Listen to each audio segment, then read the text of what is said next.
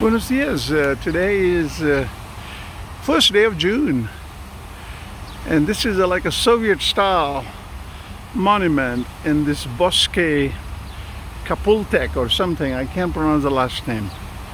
And today is my last morning, and This is los defensores de la patria, 1846, 1847. So I got to do my history lesson. Spectacular, just like a Soviet monument. And of course, Mexican Revolution was much about socialism and Marxism, and heavy influence of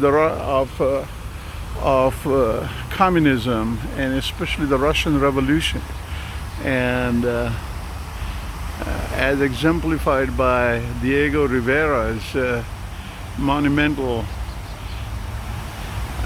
murals. And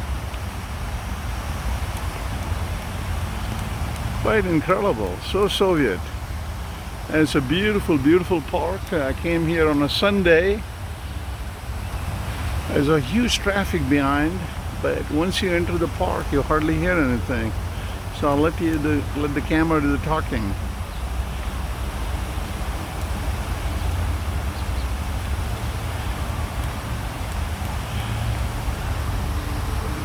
There's a big freeway behind us. You can barely hear once you're inside. Hasta luego.